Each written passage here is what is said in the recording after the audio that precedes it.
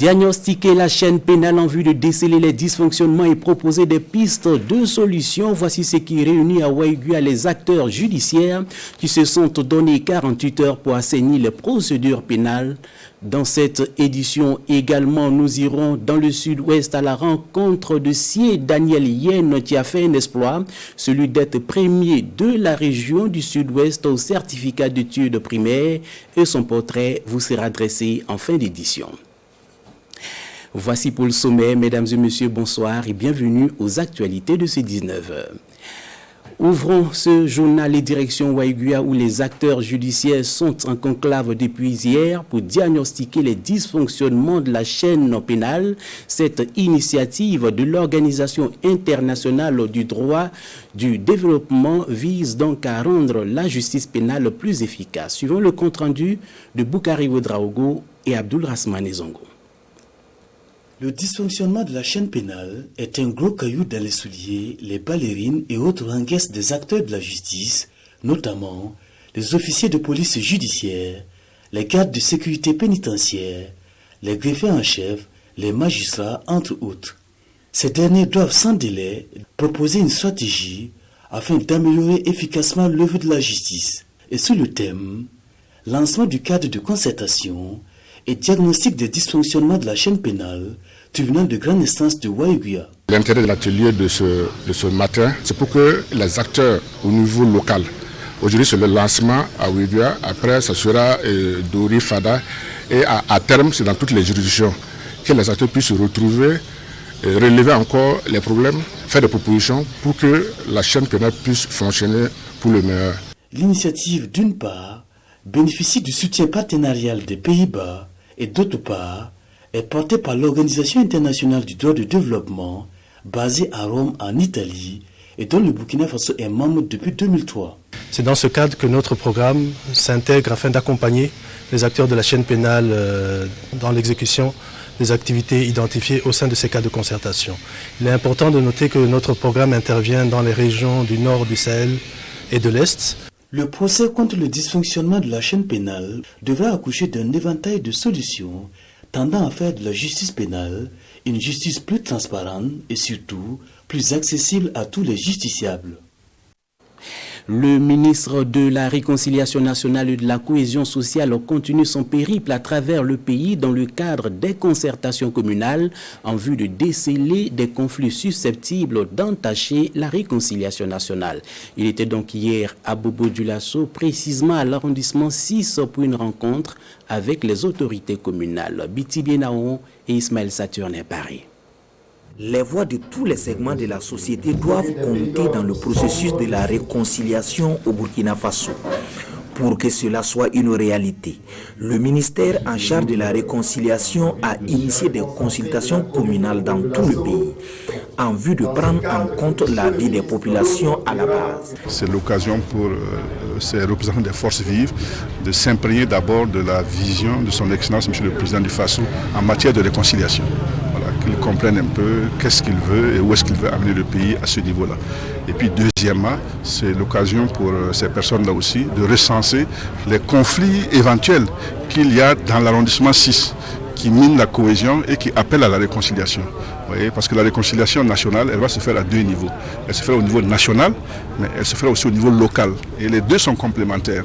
De ces échanges, les préoccupations qui seront soulevées, ainsi que d'éventuelles propositions, feront l'objet de compilations afin d'élaborer le référentiel de réconciliation. Il faut que ce soit les Burkinabés qui font la rédaction de la démarche de la réconciliation et non pas le gouvernement.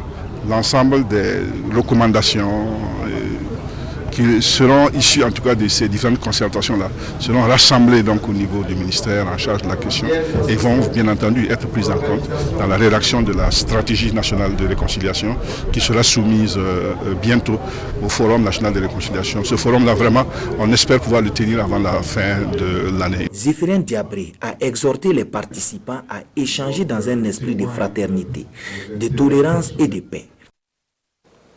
Parlons toujours du cadre de concertation communale, mais rendons-nous cette fois à Kaya, où les problèmes qui minent la réconciliation nationale sont entre autres les conflits fonciers et les conflits liés donc à la chefferie traditionnelle. Le point complet de cette rencontre avec Pascal Tapsoba et Jacques Ouedraogo. C'est un cadre de concertation communale pour échanger sur les problèmes qui entravent le vivre ensemble et la cohésion sociale dans la commune de Kaya. Il s'agit ici d'exposer les résultats de l'enquête menée pour recueillir les avis et les préoccupations des différents acteurs issus de toutes les couches sociales. Et ce sont ces mêmes acteurs que nous avons conviés ce matin pour exposer les données recueillies pendant ces enquêtes-là et voir si réellement il y a des aspects vraiment qu'on a occultés. Donc c'est pour peaufiner en quelque sorte les données et des enquêtes afin de transmettre au niveau national. Après 10 jours sur le terrain, les enquêteurs se félicitent du travail abattu. Des informations recueillies montrent que les conflits au niveau de la commune de Kaya tournent autour de la chefferie traditionnelle, le foncier et les élections municipales de 2015 qui ont occasionné des dérives dans la commune. La collaboration a été parfaite sur le terrain selon les points focaux, mais quelques difficultés demeurent. Jusqu'à présent, il y a des gens qui retiennent parce qu'ils ont toujours une peur. Voilà pourquoi il y a toujours des difficultés pour certains de s'exprimer. Mais nous croyons qu'avec ces gens de rencontres, cette initiative-là, ça va permettre aux uns aux autres de se dégager. Le premier responsable de la région a salué l'engagement de toutes les couches sociales. Il invite par ailleurs les différents acteurs à se parler de façon franche afin de venir à bout de tous ces problèmes qui minent la vie de la commune de Kaya. L'Association pour la promotion et le développement du Goulmou a marqué hier à Fada Ngourma une halte pour faire le bilan de son premier semestre de fonctionnement. Déjà des motifs de satisfaction au vu des activités réalisées et qui visent essentiellement à réduire les violences donc basées sur le genre dans la région de l'Est. Presley Kiemtoré et Jérôme Tindano. Après 6 mois de mise en œuvre de son projet de réduction des violences basées sur le genre, l'Association pour la promotion et le développement du Goulmou APDG procède ici à un bilan d'étape. Un premier semestre marqué par diverses actions de conscientisation en faveur des droits des femmes, d'où la satisfaction de l'équipe dirigeante. En termes de taux de réalisation, nous sommes à plus de 81%. En termes d'effets, nous récoltons beaucoup de dénonciations de violences basées sur les gens. Nous avons vu que les villages ont pris des engagements à protéger leur progéniture face aux pratiques traditionnelles néfastes qui sont des gens dans notre région, notamment le rap, l'excision. L'extrémisme violent, la cohésion sociale, les mariages d'enfants sont entre autres les thématiques au cœur de l'action de l'APDG. Des résultats tangibles sont enregistrés sur le terrain selon les collaborateurs du projet. En fait, il n'y a plus de doute sur ces impacts-là parce que ça nous revient du terrain. Les hommes de terrain, il arrive parfois qu'on les rencontre lors de nos sorties aussi sur le terrain. Et quand nous interrogeons vraiment les publics cibles, nous sentons que vraiment il y a des changements. Il y a de ces questions que les enfants même croyaient qu'ils étaient sur la bonne voie et pourtant ils étaient en infraction. Parce que sur les droits même, si nous abordons, ils ont tendance à dire que j'ai droit, mais les devoirs souvent, ils n'arrivent pas à refaire sortir. Autant de témoignages rassurants pour les responsables du projet de promotion des droits des femmes dans la région de l'Est. Cyril Ouba et son équipe étudient même la possibilité d'organiser des mariages collectifs tant la demande est forte. Allons à présent à la rencontre d'une tête bien pleine. Il se nomme Daniel Sie-Yen et tenez-vous bien, il a été le premier au certificat d'études primaires de la région du Sud-Ouest avec une moyenne de 9,35 sur 10. Son portrait nous est dressé ici par Kassoum Tony et Romial Patrice Toé. Le premier de la région du Sud-Ouest au certificat d'études primaires CEP de cette année 2021, Yensi Daniel, a obtenu à cette session du certificat 159 points sur 170, soit une moyenne de 9,35 sur 10. Je suis très content d'être le premier de la région du Sud-Ouest. Travailleur et discipliné, il s'est juste donné tous les moyens pour réussir à son examen. En classe, il était un élève il n'est pas trop turbulent mais ils participaient bien. Bon, j'ai remarqué qu'en plus de chacun, on donne un devoir. Il est chaque fois le premier à finir son devoir et il nous amène le cahier à corriger. La réussite de Daniel est sans nul doute la conjugaison des efforts de ses enseignants et de ses parents. Son géniteur, qui est par ailleurs son répétiteur à la maison, l'a suivi tout au long de l'année scolaire. Pendant les vacances, quand il devrait passer au CM1, j'ai commencé pendant les vacances avec le livre J. Auriol.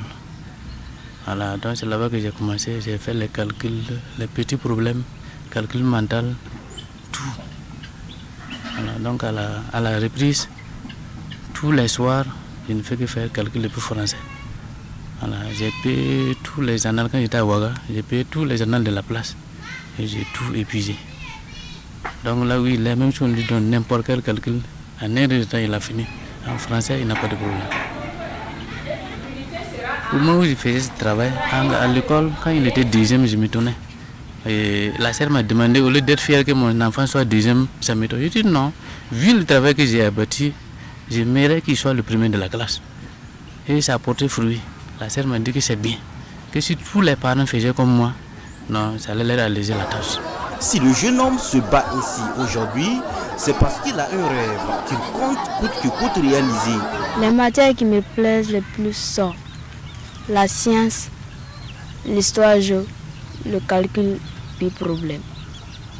Le métier que j'aimerais exercer plus tard, c'est la médecine. En attendant, notre futur médecin fait la fierté de son école, Sacré-Cœur de Gawa.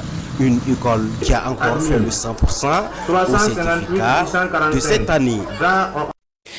Trècheville, Abidjan abritera la 3e édition de l'Afrique Connexion, une journée culturelle panafricaine où sont attendus 14 pays pour des activités qui tournent autour de la promotion de la paix et l'intégration à travers les valeurs culturelles africaines.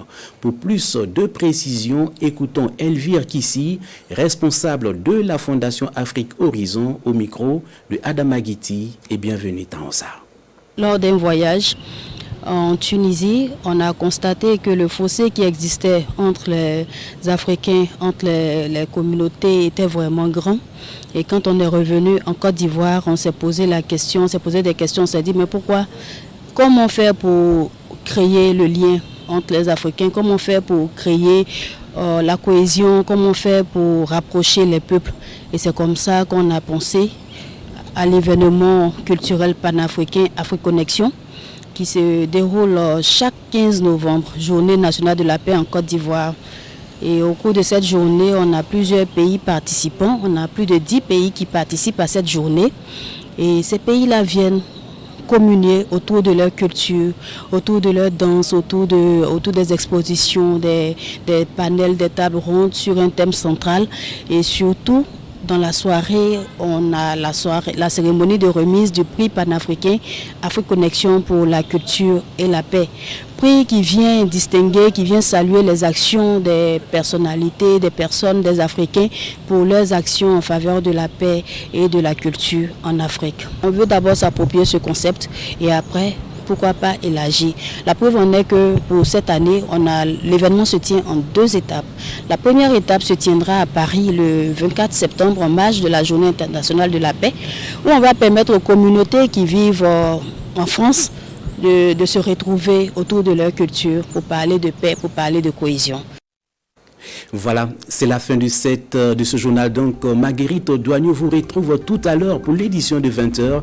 Merci à vous de nous avoir choisis pour vous informer. Bonsoir.